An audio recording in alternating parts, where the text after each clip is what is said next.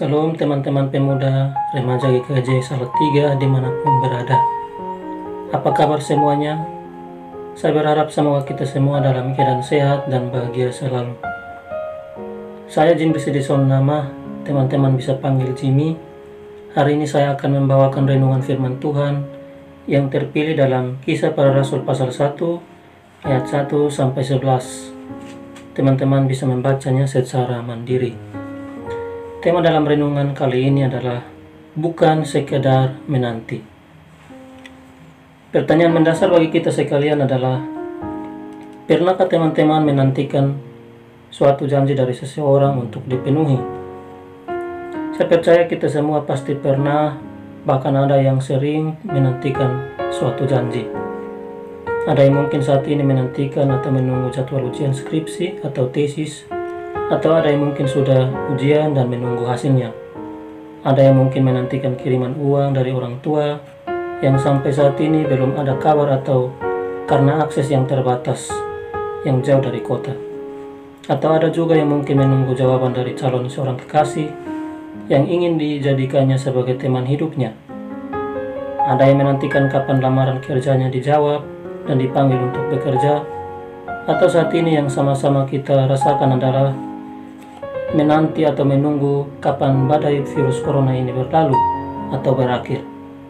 Ada ahli yang mengatakan akhir tahun 2020, ada juga yang bilang sampai awal tahun 2021, dan seterusnya.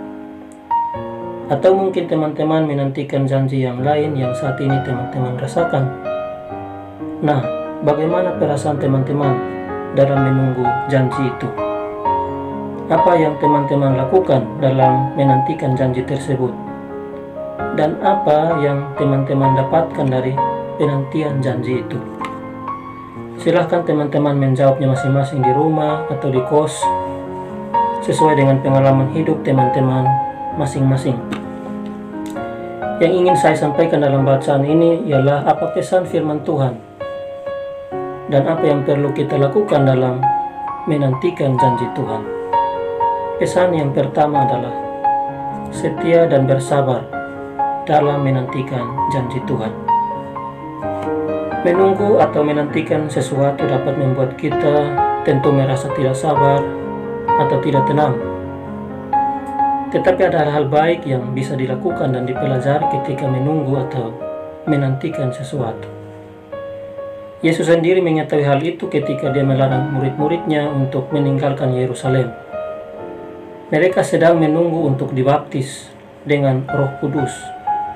Ini menandakan bahwa perlu ada kesetiaan dari murid-murid dan orang percaya masa kini dalam menantikan janji Tuhan, yakni janji akan karya Roh Kudus. Setia dan bersabar bukan berarti pasif dengan keadaan, tetapi selalu aktif dalam merespon janji Tuhan itu. Sebab setia dan sabar bukanlah hal yang mudah dilakukan, tetapi membutuhkan komitmen, pengorbanan diri, baik itu melalui pikiran kita, perasaan, perbuatan, dan perbuatan kita. Harus sesuai dengan kehendak Tuhan. Kapan dan waktunya janji itu dipenuhi atau digenapi? Dalam bacaan ini, Kisah Para Rasul pasal 1 ayat 6 dan 7, Yesus menegaskan, itu bukan urusan manusia, tapi itu urusan Sang Maha Kuasa. Pertanyaan murid-murid tentu mewakili kita semua yang saat ini mengalami suatu penderitaan, menghadapi suatu musibah wabah virus corona. Yang tentu menjadi pertanyaan kita bersama adalah, Tuhan, maukah Engkau pada masa ini memulihkan dunia ini? Tentu pertanyaan ini muncul oleh karena kita berada dalam tekanan, penderitaan, kesulitan ekonomi, kesehatan yang terganggu, proses belajar yang tidak maksimal, tidak bisa beribadah bersama umat Tuhan di gedung gereja, dan seterusnya. Tetapi pesan firman Tuhan bagi kita sekalian sebagai orang percaya adalah, kita harus tetap setia beriman kepada Tuhan dan bersabar menantikan pemulihan dari Tuhan sendiri. Kita harus bersabar dan setia untuk menantikan pemulihan dari Tuhan dengan dunia ini. sebab Ia tahu apa yang terbaik bagi kita. Dalam Roma pasal 8 ayat 21 mengatakan, Allah turut bekerja dalam segala sesuatu untuk mendatangkan kebaikan bagi mereka yang mengasihi Dia. Roma pasal 8 ayat 21. Itulah hal pertama yang perlu kita lakukan dalam menantikan janji Tuhan, yaitu setia dan bersabar. Hal yang kedua adalah menjadi saksi Kristus. Pentingnya peranan Roh Kudus dalam bersaksi. Dalam Kisah Para Rasul pasal 8 ayat 1 mengatakan, tetapi kamu akan menerima kuasa kalau Roh Kudus turun ke atas kamu, dan kamu akan menjadi saksiku di Yerusalem, di seluruh Yudea, Samaria, dan sampai ke ujung bumi. Sesaat sebelum Yesus terangkat, Ia memberikan sebuah amanat agung kepada para murid untuk menjadi saksinya bagi seluruh dunia. Yesus menyuruh para murid untuk tetap tinggal di Yerusalem guna menantikan janji Bapa, yakni memperlengkapi mereka dengan Roh Kudus yang telah Yesus janjikan. Siapakah Roh Kudus? Roh Kudus adalah pribadi Tuhan dalam konsep Tritunggal. Roh Kudus dalam bahasa Ibrani, Ruach HaKodes, yakni pribadi penolong yang memimpin manusia yang dijanjikan oleh Tuhan Yesus sebelum kenaikannya ke surga. Tanpa Roh Kudus, seseorang tidak akan mengenal siapa Tuhan Yesus. Tanpa Roh Kudus, manusia tidak akan pernah melihat kebenaran Injil. Karena itu kita semua butuh kehadiran Roh Kudus. Sebab jika kita tidak memiliki Roh Kudus, kita tidak akan bisa mengenal Tuhan. Orang yang tidak mengenal Roh Kudus dan dipenuhi Roh Kudus, mereka kenal kekristenan dan tahu banyak tentang firman Tuhan, tetapi mereka tidak berubah oleh pembaharuan budi mereka.